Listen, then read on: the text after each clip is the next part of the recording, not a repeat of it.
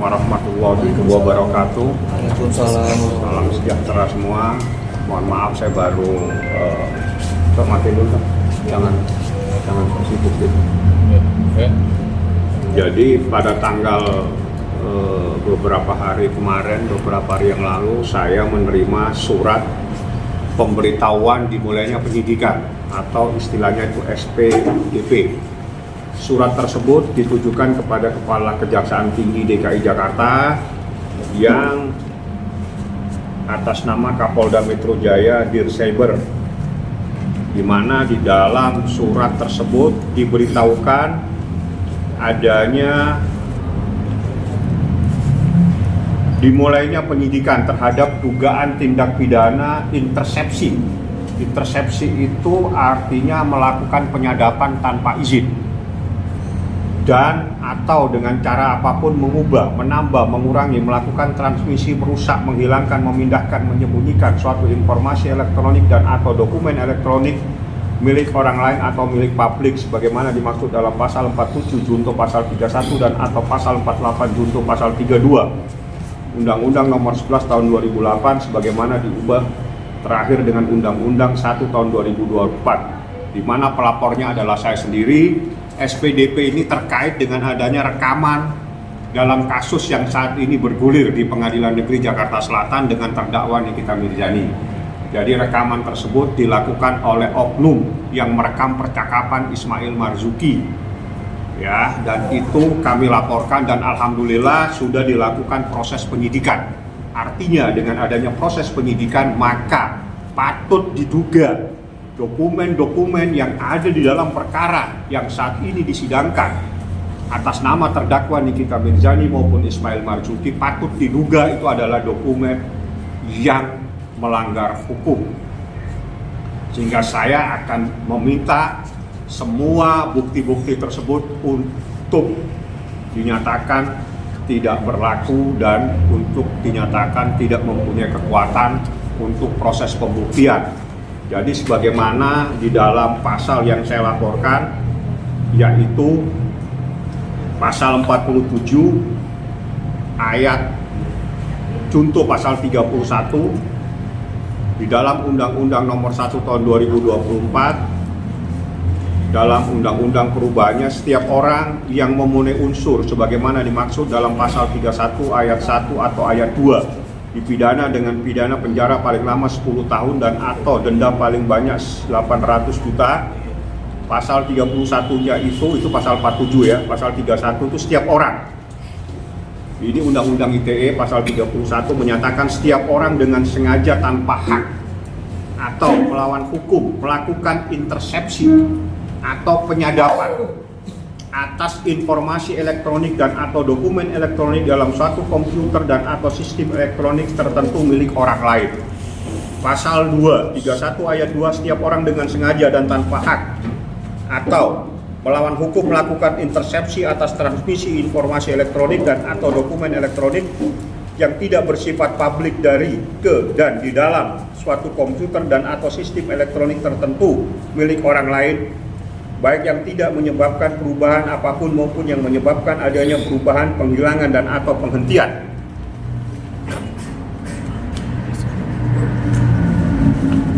Informasi elektronik dan atau dokumen elektronik yang sedang ditransmisikan, kecuali intersepsi sebagaimana dimaksud pada ayat 1 dan ayat 2. Ini yang paling penting.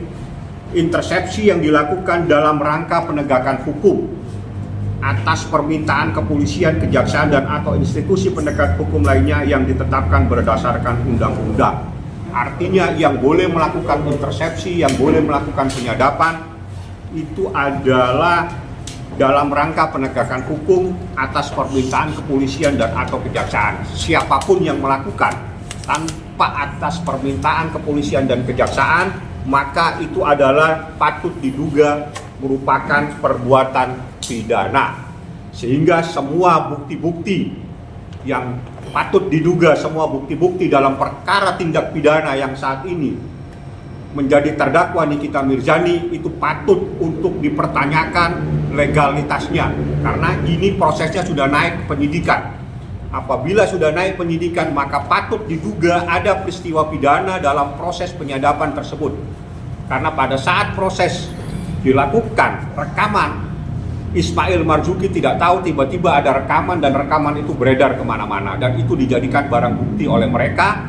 Dan saat ini barang-barang bukti tersebut kami laporkan di kepolisian pada tanggal 16 April 2025 yang lalu saya melaporkannya, dan alhamdulillah sudah naik pada proses penyidikan. Artinya jika naik proses penyidikan maka telah ditemukan adanya peristiwa pidana atas adanya penyadapan atau intersepsi atas percakapan seseorang tanpa izin dari orang yang bersangkutan, yaitu Ismail Marzuki. Seperti itulah prosesnya, dan saya bacakan yang boleh melakukan penyadapan, yang boleh melakukan perekaman itu atas perintah kepolisian dan atau kejaksaan. Siapapun tidak dibenarkan, apalagi itu direkam tanpa izin. Dan ini adalah proses yang saat ini bergulir dengan ancamannya adalah 10 tahun dan denda 800 juta rupiah. Saat ini dalam proses penyidikan. Alhamdulillah saya ucapkan banyak terima kasih kepada Direktorat Cyber Polda Metro Jaya yang tegak lurus dalam proses penegakan hukum ini, yang bersamaan juga menangani proses terhadap terdakwa Nikita Mirzani. Alhamdulillah saya ucapkan banyak terima kasih bahwa bendera dikibarkan tegak lurus dalam proses penegakan terhadap seseorang yang tanpa izin patut diduga telah melakukan dugaan tindak pidana, melakukan perekaman, melakukan penyadapan atau intersepsi tanpa izin dari yang bersangkutan, padahal dia bukan penegak hukum, bukan aparat kepolisian, tanpa izin kepolisian, tanpa izin kejaksaan melakukan perekaman. Seperti itulah proses hukumnya, dan ini SPDP-nya ditujukan kepada Kepala Kejaksaan Tinggi. Saya bacakan pasalnya 47 Junto 31 dan Junto pasal 32. Seperti itulah. Ada yang mau ditanyakan teman-teman? Berarti Bang, nanti bakal yang dipersiapkan nanti di persidangan mungkin ada strategi apa dan persiapan apa? Ya, saya akan mempersoalkan dasar hukumnya apa, karena di dalam Undang-Undang ITE itu boleh melakukan sesuatu. Undang-Undang ITE, bukti dalam ITE itu adalah menjadi bukti elektronik, tapi harus sesuai dengan hukum yang berlaku. Jadi tidak boleh melakukan penyadapan tanpa izin daripada aparat penegak hukum. Jadi hanya orang yang dibenarkan secara hukum oleh kepolisian dan atau kejaksaan yang boleh melakukan perekaman. Jadi perekaman yang dilakukan dalam proses terjadi pada tanggal 13-14 November 2024 patut diduga adalah peristiwa pidana sebagaimana adanya surat perintah penyidikan di dalam perkara ini. Seperti itu. Rekaman yang kemarin mungkin kita kan mengatur ingin buka di persidangan, apakah besok bakal dibuka juga? Ya, kita pasti akan minta dibuka, karena itu yang terpenting, karena di dalam rekaman tersebut saya mau tahu izin dari mana. Karena ternyata ini setelah dilakukan proses penyidikan ditemukan adanya peristiwa pidana atas rekaman, melakukan perekaman atau intersepsi tanpa izin, tanpa adanya persetujuan dari aparat penegak hukum, kepolisian maupun kejaksaan. Seperti itu. Jadi dengan sendirinya secara yuridis bukti-bukti yang ada dalam perkara terdakwa Nikita Mirzani maupun terdakwa Ismail Marzuki dalam perkara yang ada di Pengadilan Negeri Jakarta Selatan patut diduga menjadi bukti-bukti yang ilegal. Seperti itu. Semisal mungkin tidak digabungkan soal pemutaran rekaman itu, mungkin abang sendiri bakal melakukan apa Bang? Ya, kita minta, karena ini tidak sah. Semua bukti terkait dengan rekaman itu menjadi bukti yang ilegal. Karena itu kita laporkan ke polisi pada tanggal 16 April 2025. Seperti itulah proses hukumnya, dan alhamdulillah proses penyidikan. Dan ini kepada Kepala Kejaksaan Tinggi DKI Jakarta. Artinya kalau penyidikan itu maka sudah ditemukan adanya peristiwa pidana atas perbuatan seseorang yang melakukan intersepsi. Intersepsi itu adalah artinya telah melakukan penyadapan, memotong, merekam dan sebagainya tanpa izin. Sedangkan dia bukan aparat penegak hukum, sedangkan dia tidak mendapatkan izin dari aparat penegak hukum, kepolisian maupun dari kejaksaan. Seperti itu. Undang-undangnya membolehkan dilakukan intersepsi sepanjang yang melakukan itu atas perintah dari kepolisian, atas perintah dari kejaksaan. Tapi kalau swasta, kalau pribadi-pribadi melakukan intersepsi, melakukan perekaman, memotong-motong percakapan, merekam tanpa izin, itu patut diduga adalah sebuah tindak pidana dengan ancamannya adalah 10 tahun. Sebagaimana yang jatuh dalam pasal 31. Dan pasal 32 dengan ancamannya 8 tahun. Jadi 10 tahun dan 8 tahun itu ancaman terhadap orang yang melakukan intersepsi, terhadap orang yang melakukan rekaman tanpa izin. Dan ini kami akan persoalkan dan ini akan menjadi rame pada saat nanti proses di Pengadilan Negeri Jakarta Selatan dengan terdakwa Nikita Mirzani dan terdakwa Ismail Marzuki, karena bahan mereka, karena dasar mereka melakukan laporan polisi itu berdasarkan rekaman-rekaman yang tanpa izin. Mereka lakukan tanpa sepengetahuan, tanpa persetujuan dari Ismail Marzuki. Tiba-tiba direkam dan sebagainya, dan itu saat ini sudah beredar semua di mana-mana. Dan itulah yang saya laporkan ke polisi, dan alhamdulillah di dalam proses penyidikan ditemukan adanya sebuah peristiwa pidana sehingga naik dalam proses penyidikan. Lebih lanjut nanti mungkin hari ini saya akan diperiksa sebagai pelapor. Nanti selanjutnya saya akan kasihkan dokumen-dokumen dan proses lebih lanjut.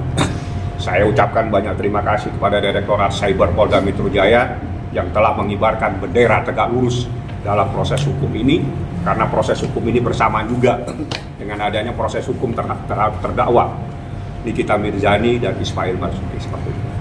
Jam berapa Bang diperiksa ya? Saya mungkin agak siangan ya, jam 11-12, saya belum tahu jamnya. Yang jelas saya wajib untuk datang untuk diperiksa sebagai pelapor atas nama Ismail Marzuki sebagai korban yang diam-diam percakapannya direkam tanpa izin, dan itu adalah dugaan tindak pidana yang melanggar pasal 31 junto pasal 32 dengan ancamannya 10 tahun dan 8 tahun. Saya pikir itu yang terpenting. Terima kasih banyak kepada teman-teman, mohon dukungannya, mohon di backup, mohon diikuti prosesnya, mohon hari Kamis datang. Pada hari Kamis juga nanti Nikita Mirzani akan meminta rekaman untuk diputar kembali. Rekaman percakapan seseorang yang patut diduga dengan tanda kutip, tanda koma, tanda tanya. Akan Nikita minta supaya rekaman tersebut untuk diputar, diperdengarkan kepada masyarakat Republik Indonesia. Adanya patut diduga oknum-oknum tertentu telah melakukan sesuatu untuk dipertanyakan kebenarannya. Insya Allah besok Kamis saya akan meminta rekaman tersebut untuk diputar. Sebagaimana yang dalam sidang Kamis kemarin tidak sempat diputar karena ada kendala pada media untuk melakukan pemutaran pada saat laptopnya bermasalah. Sehingga nanti besok saya akan meminta rekaman tersebut diputar. Anda dengarkan sendiri suara siapa tersebut dan percakapannya seperti apa. Ya, ada dua percakapan dan sangat penting.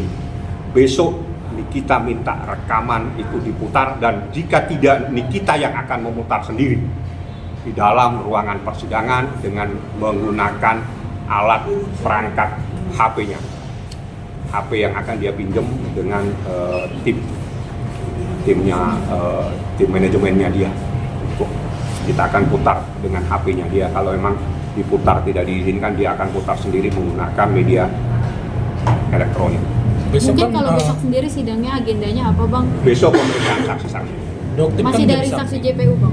Ya, masih saksi-saksi dari JPU. Kami akan mengajukan ahli 2, saksi fakta 4. Saksi fakta itu adalah orang yang menjadi korban terhadap adanya bahan-bahan kosmetik seperti ini. Dan juga 4 orang semuanya saksi fakta dan saksi yang mengalami kejadian, sedangkan 2 adalah saksi ahli yang kami akan persiapkan. Saya belum sampaikan ahlinya di bidang apa, yang jelas kita sudah siapkan 2 orang ahli dan 4 orang saksi fakta. Itu adalah pada proses persidangan berikutnya, seperti itu. Dokter kan dan laporkan boleh di dalam lidik Pak, dari awal memang saya kembangkan dalam lidik supaya bisa menjangkau kemana saja. Jadi dalam proses lidik itu bisa menjangkau kepada orang yang terlibat, jadi bukan hanya 1, bisa 2, bisa 3, bisa 4. Semua yang terlibat dalam proses intersepsi, semua yang terlibat dalam proses penyadapan, siapa saja yang melakukan perekaman tanpa izin, tidak mendapatkan izin dari institusi kepolisian maupun institusi kejaksaan, maka perbuatannya patut diduga adalah perbuatan pidana dengan ancamannya 10 tahun dan 8 tahun. Dan itu sebagaimana diatur dalam pasal 31 dan junto pasal 32 Undang-Undang ITE. Tapi Bang, besok kan rencananya saksi dari dokter. Ya, saya tidak tahu siapa yang datang. Yang jelas saya minta semuanya dibuka transparan. Dan sebagaimana di dalam persidangan yang terungkap di persidangan, Sebelumnya tidak ada persoalan skincare, yang ada adalah persoalan pribadi ternyata, sebagaimana yang dikatakan bahwa karena dia dibilang abu-abu dan seterusnya sehingga dia bermasalah dengan Nikita Mirzani. Aneh, kasus ini akhirnya urusannya hanya persoalan itu. Sedangkan ributnya serepublik Indonesia, seseorang sudah di-framing sebagai seorang yang telah melakukan pemerasan, padahal akhirnya jaksanya pun menghapus pasal pemerasan tersebut sehingga tidak dicantumkan dan tidak didakwakan di dalam surat dakwaan adanya pasal 368, yang ada pasal 369 ayat 1 KUH pidana tentang pencemaran nama baik atau akan mencemarkan seseorang dan akan membuka rahasia. Saya tidak tahu rahasia apa, apakah ada rahasia negara yang dipegang, dan itu semuanya menjadi sumir, menjadi obskur yang tidak jelas semuanya dalam perkara ini, seperti itu ya. Ada lagi yang mau ditanya? Ada lagi teman-teman? laporan Kaniki sendiri? Iya, yang di Polres Selatan, Bang. Ada, nanti itu biar itu sudah biar ditanganin sama tim yang lain yang terkait dengan Nikita Mirzani. Semuanya berjalan kok ya, di Polres Jakarta Selatan jalan, Polres yang terkait dengan Nikita juga dilakukan pengeroyokan juga jalan. Ya, semuanya jalan. Di Polres Jakarta Selatan itu ada 2 laporan, yakni terkait dengan dia yang dibilang telah yang kedua terkait dengan dia dikeroyok, dan itu proses berjalan dan insya Allah semuanya tetap berjalan sebagaimana mestinya, dan saya harapkan segera dilakukan proses lebih lanjut. Yang terpenting dari semua proses itu adalah perkara ini yang kami juga alhamdulillah berterima kasih kepada Direktorat Cyber Polda Metro Jaya yang telah memberitahukan kepada kami bahwa proses hukum terhadap laporan saya itu naik ke proses penyidikan. Artinya patut diduga telah ditemukan adanya peristiwa pidana terhadap penyadapan, perekaman, intersepsi atas percakapan Ismail Marzuki dengan seseorang. Terkait laporan Kaniki yang ke Fitri Sautero kan di Polres Selatan kan, Fitrinya mangkir nih Bang 2 kali pemanggilan ya. Kan sudah saya bilang semuanya jalan. Ada tanya di sana, saya bukan penyidiknya. Kalau saya penyidiknya hari ini saya panggil, hari ini saya tangkap. Bukan saya penyidiknya. Jadi pertanyaannya itu tempatkan pertanyaan kepada orang yang mempunyai kewenangan. Kalau pelapor adalah meminta supaya dilakukan proses hukum, tapi yang punya kewenangan adalah polisi. Jadi tanyakan polisi, kenapa Anda memanggil 2 kali tidak datang? Apa yang bisa Anda lakukan? Tapi Bang, maaf, mengulang sedikit. Itu laporan terkait apa sih Bang? Terkait? Ya, terkait laporan polisi. Maksudnya Apa? Yang dilaporkan. Yang dilaporkan tanya sama sana, ada. Jadi ada seseorang yang telah menuduh seseorang dengan yang tidak layak lah ya. Nanti nggak perlu saya perpanjang, kalimatnya itu tidak baik. Dan itu betul-betul sangat menyakitkan karena ada kalimat seseorang mempunyai penyakit 3 huruf ya. Itu aja, cukup sampai di situ kalimatnya. Ada lagi yang mau ditanya-tanya lagi? Hah? Soal Andre Taulani kemarin kan Bang. Kenapa dia? Dia agak terima anaknya jadi saksi terus. Oh iya, wajar itu, benar itu. Apa yang dikatakan Andre Taulani benar, karena Andre marah pada saat anaknya dilibatkan dalam proses hukum seperti ini. Bagaimana seorang anak harus dilibatkan dalam proses itu? Anak tidak boleh tahu, harusnya tidak boleh dimasukkan dalam proses-proses seperti ini. Tiba-tiba dipaksa datang ke pengadilan untuk menjadi saksi, suruh berantem dengan orang tuanya. Bagaimana logika hukum dari mana yang dipakai ini? Anak dilibatkan supaya berantem sama ayahnya, ini kan kocak kalau cara berpikir seperti ini. Memang nggak punya cara berpikir yang benar. Logika hukumnya nggak ada semuanya. Anak itu jangan dilibatkan dalam konflik orang tua. Orang tua mau berantem saja. Anak jangan diikut-ikut. Anak jangan dibawa untuk membela sana, membela sini. Biar saja anak itu bebas menentukan nasibnya sendiri. Makanya Andri marah-marah pada saat anaknya dibawa ke pengadilan untuk menjadi saksi melawan dirinya sendiri. Tapi apakah Andre tidak tahu bahwa? Nggak tahu. Taunya ada di pengadilan kemarin. Semua anaknya Bang Itu anak-anaknya sebelumnya nggak ada komunikasi. Nggak tahu kita. Di anaknya kan dari luar negeri kemarin. Tapi itu menyalahkan aturan nggak sih Bang? Apa? Secara menyalahkan Ya nggak boleh, sama hakimnya ditolak, diusir kan? Nggak boleh. Nggak boleh anak-anak ikut-ikut yang beginian. Jadi Kan nggak perlu lagi kita ajarin, masa kita ajarin hukum sama orang yang belajar hukum, kan kotak jadi. artinya tidak hanya dari kita Andre aja, tapi dari pihak Pengadilan melarang, ditolak, disuruh keluar, nggak boleh. sekalipun anak itu sudah di atas 17 tahun. Suruh keluar, nggak boleh menjadi saksi dalam perkara seperti ini. Nggak boleh, memang nggak boleh. Yang benar boleh, nggak boleh. Boleh ada keluarga semenda itu misalnya kemenakan dan sebagainya. Tapi kalau anak kandung Tidak boleh ikut dalam konflik rumah tangga yang seperti ini. Tidak perlu kita ajarin itu hukum seperti itu. Logika hukumnya tidak ada. Kenapa anak harus dibenturkan sama ayahnya kan? Kacau ini kalau cara berpikir seperti itu. Berarti itu akan menjadi catatan buruk buat dari hakim gimana Pak? Maksudnya gimana Dengan catatan? datangnya Maksudnya yang buruk apa, yang baik apa? Apa? Pertanyaanmu yang baik apa, yang buruk apa? Makanya kalau bertanya yang benar. Ya. Tapi Andre sendiri kenapa sih Bang mungkin tetap ingin berceraikan kalau tidak salah masalah? Gini Pak, urusan rumah tangga itu urusan pribadi, tidak ada yang bisa intervensi. Pada saat seseorang sudah tersakiti, pada saat seseorang sudah merasa menderita, terjadi penderitaan lahir batin yang berkepanjangan, tidak ada yang bisa menyelesaikan masalah tersebut kecuali diakhiri. Tidak ada yang bisa. Berarti Tidak ada yang bisa memaksa. Karena yang menjalani kehidupan bukan saya, bukan Anda, dan bukan siapapun juga. Adalah mereka yang berumah tangga. Jangan dipaksakan rumah tangga. Di saat seseorang sudah menyatakan tidak sanggup untuk berumah tangga, jangan dipaksakan untuk tetap bertahan. Karena itu adalah neraka nantinya. Menjadikan penderitaan yang berkepanjangan buat mereka. Tapi untuk anak Bang kan ada yang cewek sama cewek. Anak-anak semua sudah dewasa, nggak perlu dicampurin. Semuanya sudah dewasa. Dewasa menurut hukum. Kompilasi hukum Islam sudah di atas 12 tahun semua, jadi nggak perlu dipersoalkan anak-anak. Berarti agenda minggu depan apa Bang untuk Saya nggak tahu. Dari pihak mereka akan mengajukan apa lagi, saya nggak paham. kalau misalkan tetap ingin anaknya berarti tetap akan menolak ya Bang? Maksudnya dari anaknya pihak gimana? Erika mungkin tetap ingin jadi saksi anaknya itu. Kan sudah selesai dibahas ini. Kalau sudah selesai dibahas, jangan jadi kaset rusak, diputar-putar lagi kasetnya. Mungkin selanjutnya Karena sih sudah selesai tadi, tidak sama hakim ditolak.